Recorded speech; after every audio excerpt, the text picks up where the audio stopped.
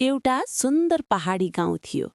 हरियो खेत, ढुङ्गाको छानाका घरहरू, चराहरूको चिरबिर आवाज।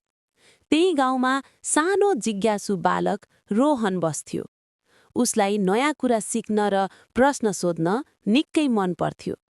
हरेक बिहान ऊ बस्तामा किताब बोकेर स्कुल जान्थ्यो। एक दिन स्कुलबाट फर्कँदा बाटोको छेउमा ठूलो पुरानो बर रुख देख्यो। रुखको जराहरू झुन्डिएका, पातहरू हावामा सरसर गर्दै थिए। रोहन ठहरेर सोध्यो, "ए रुख दाई, तिमी यति ठूलो कसरी भयौ त?" त्यति भन्नासाथ रुखको टाँठो चम्कियो। रुखको टाँठोभित्र हल्का मुस्कुराउने अनुहार देखा पर्यो। रुखले न्यानो स्वरमा भन्यो, "पानी र घामले त बढाउँछ, तर धैर्यले नै बलियो बनाउँछ।" रोहन अचम्ममा पर्यो। "तिमी साँच्चै बोल्छौ?"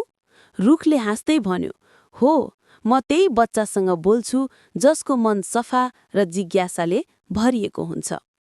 त्यसपछि रोहन रुखसँग हरेक दिन कुरा गर्न थाल्यो। ऊ किताब पढ्थ्यो, आफ्ना सपना सुनाउँथ्यो।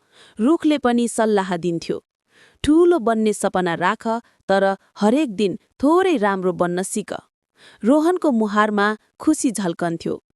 तर एक दिन गाउँमा सुक्खा पर्यो। खेत सुक्न थाले, मानिसहरू चिन्तित भए। तर त्यही पुरानो बर रुख अझै हरियो थियो। रोहनले सबैलाई भन्यो, "यो रुख बलियो छ, किनभने यसले धैर्य गर्न जानेको छ।"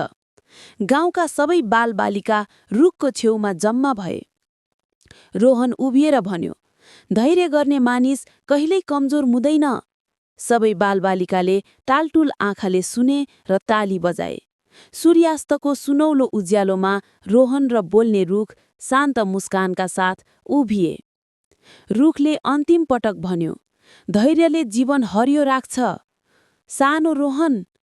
त्यसपछि हावाले पातहरू हल्लायो, रुखको आवाज हावामा हरायो, तर उसको शिक्षा सदैव रह्यो।